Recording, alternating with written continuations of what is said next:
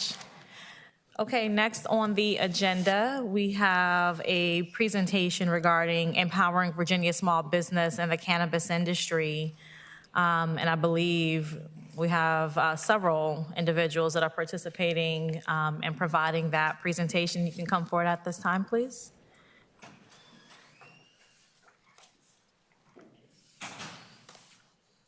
Thank you so much. Please introduce yourselves and feel free to jump right in.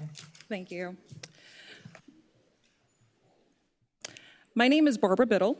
I am the co-founder and president of the Cannabis Small Business Association. Today, members of our board come before you to address the hurdles faced by both established operators and aspiring entrepreneurs.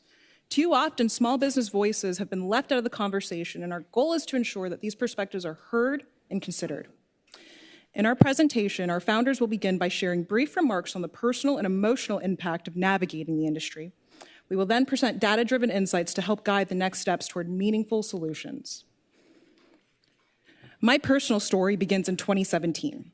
I started with $2,000 and a 6-foot table. That's it. No investors, no roadmap, just determination, a dream, and a supportive family and friends.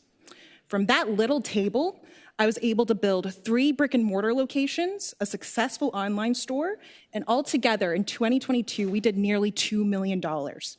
I was living the American dream. I created jobs, I paid taxes, I followed every rule laid out, and then SB 903 passed in 2023. July 1st hit, and overnight, my company lost half its revenue.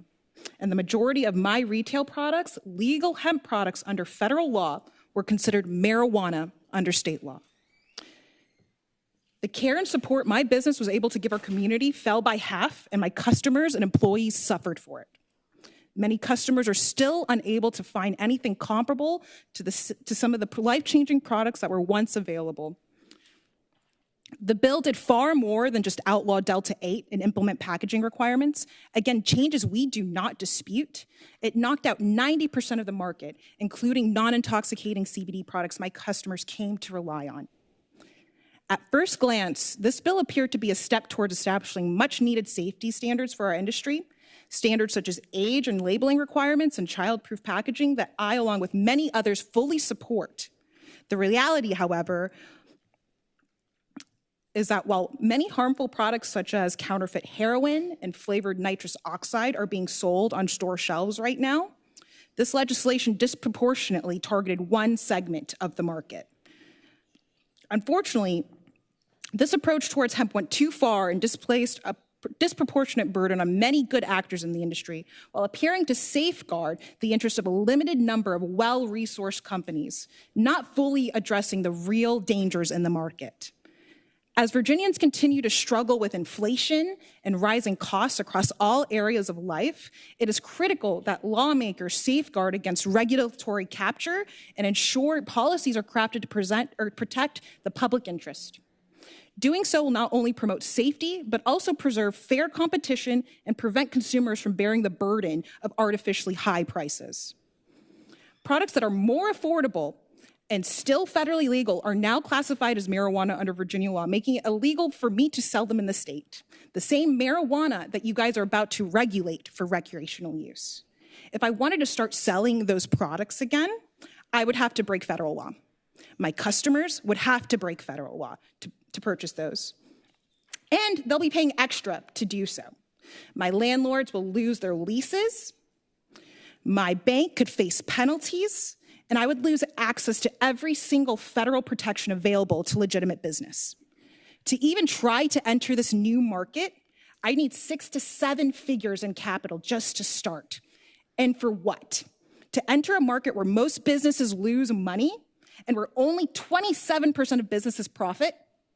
Now, all that aside, if by some miracle I do succeed, the IRS is going to gut that due to 280E tax, which means that I cannot deduct normal business expenses, effectively making my tax rate among 50%. Instead of building generational wealth, all I'd have left to pass on to my kin is more than likely going to be generational debt. Again, because breaking the law is necessary to enter this market, and you cannot file for bankruptcy under those terms. As this new market takes shape, it's essential to maintain a clear and regulated pathway for federally legal hemp. If the goal is to build a safe cannabis market, then revisiting the prohibitions imposed by SB 903 and utilizing common sense framework established by VDACs for our federally legal program should be a central part of that discussion. Equally important is the need to lower barriers to entry for entrepreneurs into the marijuana market. This includes implementing affordable licensing fees and excise tax rates, expanding license availability, and creating a small business startup fund to support operators until federal legalization provides a more favorable business condition. I hate to interrupt you. You're so passionate. Thank you. But I just want to make sure we're not following along with you on the PowerPoint. I just want to find out if we should be. Oh, forgive me. We wanted to give an emotional and kind of share our stories just as small business owners in the state, and then we will go into the PowerPoint. Okay, I just wanted to make sure. Thank you so much. So, by taking these steps, Virginia can foster a fair, opportunity-rich, and sustainable industry that benefits both businesses and consumers. Right now, many of these proposed bills are herding sheep off a cliff. Throw high tax rates on top of that, and it's game over for the majority of us. You have the power to make Virginia the most successful cannabis and hemp industry in the nation. Let's learn from other states' mistakes. Let's learn from what we did in the hemp industry. Please let us compete, and please let us contribute, and let small business owners like me have a chance. Thank you.